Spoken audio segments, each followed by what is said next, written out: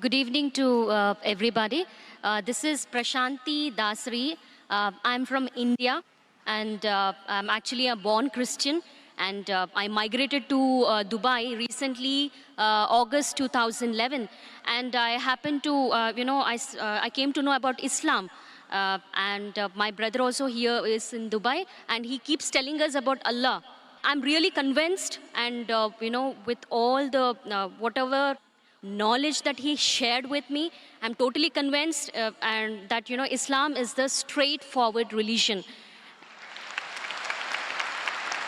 And Allah is Alpha, He's Omega, He's the beginning and He's last. We cannot see sun more than 10 minutes. So how can we see a creator? So I'm totally convinced, but there are some questions, that we have doubts, because since I'm a born Christian, I have total four questions to Brother Zakir Naik.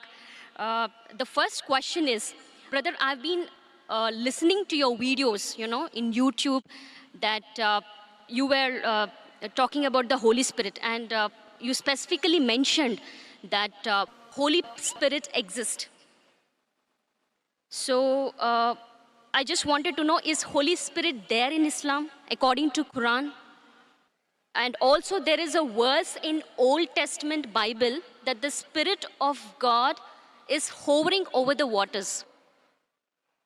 Spirit of God. So is Holy Spirit a separate from Allah? This is my question. Sisters asked two questions. Question number one is that there is Holy Spirit. What is the meaning and who is this Holy Spirit as per the Quran, as per Islam, as compared to Christianity? And the Bible does say that the Spirit of God hovers above the water. What does it mean? Is the Holy Spirit separate than God? Sister, I've asked two questions. If I answer these two questions, will you accept Islam? I have totally four questions. So okay, so you want me to answer the first two and then you'll ask the next two questions? No, yeah, absolutely. I'm 70%, I'm convinced, whatever knowledge that my brother shared with me, and I've been watching your videos, I'm 70% convinced. I'm being very honest and very transparent. So inshallah, if the four questions are answered, yes, if you're convinced 100%, you'll accept Islam. Inshallah, I will accept Islam.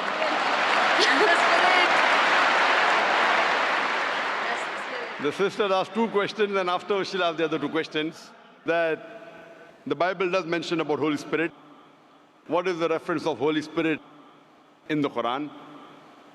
What the definition of Holy Spirit, it is not the same as mentioned in Islam, because when the Christians, when they talk about the Holy Spirit, they assume it is part of the Trinity, the triune God, though the word Trinity doesn't exist in the Bible, nowhere. The Father, the Son, and the Holy Spirit. When they say Father, they think about Almighty God, like a Santa Claus sitting in the heavens with the earth at the footstool. When they talk about the Son, they think about Jesus Christ, peace be upon him, like Jeffrey Hunter in the movie King of Kings, with blue eyes and good nose, not a polyp nose like a Jew. When they talk about the Holy Spirit, they think about dove that came in Pentecost, or when Jesus Christ was being baptized. What is the Spirit that's mentioned in the Quran? What I believe is Quran talks about Archangel Gabriel. You are one of the angels sent by Allah subhanahu wa ta'ala, and one of his roles was to get the revelation to Muhammad sallallahu alaihi wasallam. And many other roles he has got. So we believe in the Archangel. So like that, if you say that there is a Spirit, we have no problem. But he's not part of the triune God. And both are separate. The angel, the Archangel Gabriel is separate than Allah subhanahu wa ta'ala. And the Spirit even mentioned in the Bible is separate than Allah subhanahu wa ta'ala. They aren't joined. This is the teaching of the church. Because the word Trinity doesn't exist anywhere in the Bible. But if you read the Quran, the Trinity is mentioned twice in the Quran. In Surah Nisa, chapter number 4, verse number 171, where it says, وَلَا تَقُولُوا ثَلَاثَةً. Don't say Trinity. إِنْتَوْ خَيْرٌ لَكُمْ. This says, stop, it's better for you.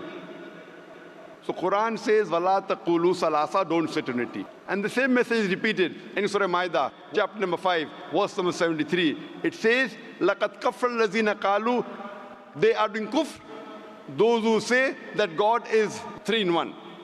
So the word Trinity appears in the Quran twice, and both the places it says it is wrong to use the word Trinity. And in the Quran, it is mentioned that don't say Trinity, but the word Trinity doesn't exist in the Bible.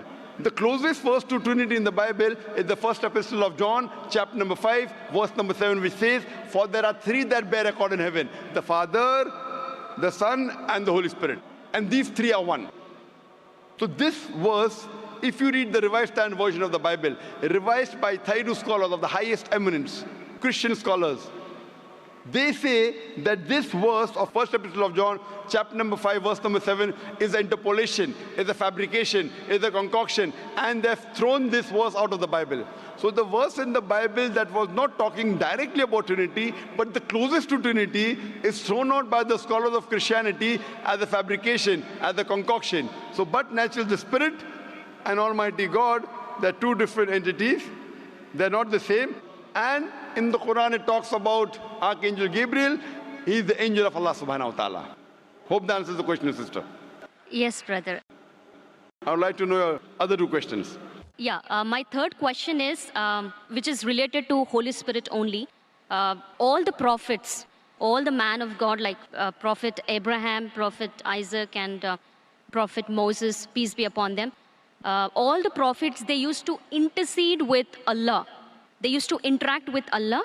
So to interact with Allah, because they are all the chosen ones, they must be gifted by some strength. It might be the grace of God. So it is a power. There is that some power so that they are able to interact with Allah. So what is that power? So what is my understanding? I mean, what was my understanding all these days was, with the help of Holy Spirit, all the prophets were interceding with Allah. Is that true? Sister asked the question that the messengers of Allah subhanahu wa ta'ala intercede with Almighty God. Then she said interaction with Almighty God. Sister, the English word intercede and interaction are two different things. So is your question intercede or interaction? Intercedes. Intercede means that someone intercedes on somebody else's behalf. Someone intercedes on somebody else's behalf. Now this you have to realize that when you speak to Allah subhanahu wa ta'ala does not need anyone to intercede. The Quran says in Surah Ghafir, chapter number 40, verse number 60, you ask me and I will answer your prayer. Allah subhanahu wa ta'ala does not require anyone to intercede with him. Why?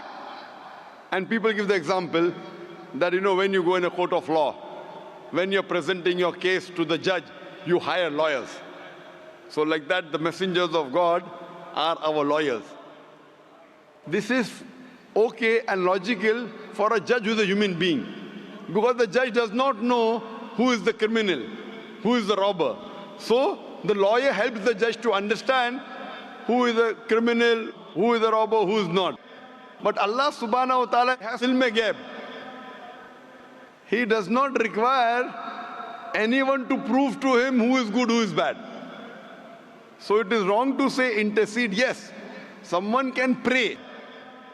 A messenger can pray for other human beings. And Allah says in the Quran that Allah subhanahu wa ta'ala does not require any intercession except who He wills on the Day of Judgment. So on the Day of Judgment, Allah says He will give permission to certain people to intercede. And there are hadith saying that this special favor will be given to Prophet Muhammad, peace be upon him. So what we know from the history of all the other scriptures, as well as the Quran, as well as the hadith, that the messengers of God, they interacted with Allah subhanahu wa ta'ala. They prayed for others. But if we use the Prophet to intercede, that means if I pray that if I go through this Prophet, following the commandments of Prophet is good. But if I pray to somebody else besides Allah subhanahu wa ta'ala, that's what many of the human beings do. They pray to human beings saying they are closer to Almighty God. So if we pray through Him, God will accept our prayer faster and better. This is wrong. We have to pray to Allah subhanahu wa ta'ala directly.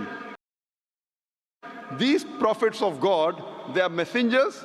Yes, they have special powers. They have special powers. They can speak to Allah subhanahu wa ta'ala. And Allah subhanahu wa ta'ala chooses certain men amongst men, chooses certain men to communicate his message to the other human beings. These chosen people of Almighty God, we call as prophets or we call as messengers of God. So Allah subhanahu wa ta'ala selects certain human beings in the world to communicate his message to the other human beings. These are called as messengers of God. So there is communication between the messenger and Allah subhanahu wa ta'ala. But that does not mean that human beings can use these messengers to intercede. That if they pray to these messengers, Almighty God will listen to us.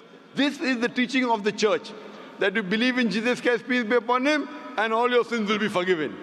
This concept doesn't exist in Islam and doesn't exist even in true Christianity. It is the teaching of the church, sister. Hope that answers the question. Yeah, my final question is, in New Testament, in one book of Acts, Paul mentioned about tongues. What do you say about tongues in New Testament? I mean, according to Islam, is that it's totally eliminated, it's not there, or the gift of tongues existed at that time? Sister asked the question that Paul said about tongues. If you give me the reference, I'll be in a better position. There are many things mentioned in the Bible about tongues. There are many verses in the Quran which speaks about tongue. If you give me the reference what you're talking about, I'll be in a better position to reply to you. But generally, there are many statements in the Bible talking about tongues. And also says, if you read the Gospel of Mark, it says that anyone who is a believer, he will be able to understand foreign tongues and speak foreign tongues. That means if you are a believer in God, then you can understand foreign languages and you can speak foreign languages. So that's what I did when I had a debate with Dr. William Campbell. I gave him a 100-rupee note. And the Indian 100-rupee note, as you may be aware, since we have got 22 official languages, I read in English 100 rupees, Hindi says 100 rupiah. I asked him to read the other 20 languages, if he's a believer, and he could not. There are many references in the Quran talking about tongues.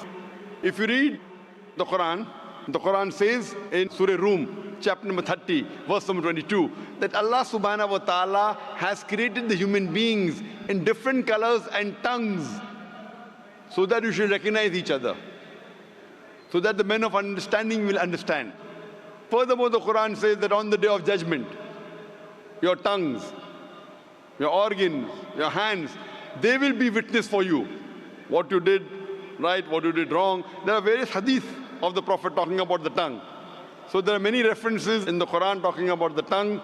There are many references in the Bible that talk about tongue and how to test a believer. Hope that answers the question, sister. Thank you. And my final question. Okay, I have a Muslim friend and he suggested me to read Bible Old Testament. Okay, he specifically mentioned to go through the Old Testament in Bible, and then he said read Quran. But as you mentioned specifically, that Quran is the final revelation given by Allah. So as a Muslim, what do you suggest me? Because my friend, being a Muslim, he said, follow Bible, Old Testament, and then read Quran. So, sister asked the question, one of her friends told her that first read the Old Testament, then read the Quran. Sister, it's not the must. If there is something like the Old Testament and the New Testament, then there's something like the last testament, the Quran. So when the Christians say Old and New Testament, this is the last and final testament of Allah subhanahu wa ta'ala. Now, I'm asking you the question. Suppose you have different versions and editions of a book. For example, you have gone to a medical college. I was in a medical college, Professor Keith Moore wrote some books. And his book had first edition, second edition, third edition. So would you read the first edition or the latest edition? Of course, I'll go for the latest. Latest, correct. Yes, if you really love the first edition, I'm a fan of the first edition, then I said, no problem, read the first edition, then read the last edition. So if you're so much hooked on to the Old Testament, and you know your Old Testament is close to your heart, then the Quran says in Surah Imran chapter 3 verse 64, Ta'alaw ila kalimatin sawaim baina bainakum. Come to common terms as been assigned you. Then I would say that if you're so much hooked on to the Old Testament, no problem. Read the Old Testament, then read the Quran. At least agree what is common. And when we read the Old Testament, New Testament and the Quran, we come to know that the thing that is common in these scriptures is that there's one God and He deserves to be worshipped. He has got no image. He is not begotten. It further says that Jesus Christ, peace be upon him, is not God. And both the scriptures say that the last and final messenger is Prophet Muhammad, peace be upon him. So sister, now are you prepared to accept Islam? Of course, yes.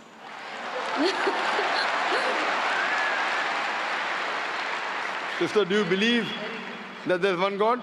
Yes, I believe there is only one God. Do you believe that Jesus is not God but is a messenger of God? Yes, I believe Jesus is a messenger. Do you believe Prophet Muhammad is the last and final messenger? Yes, I believe Prophet Muhammad is the last and the final messenger. Sister, is there anyone forcing you to accept Islam? Sorry? Is there anyone forcing you to accept Islam? No, nobody is forcing me.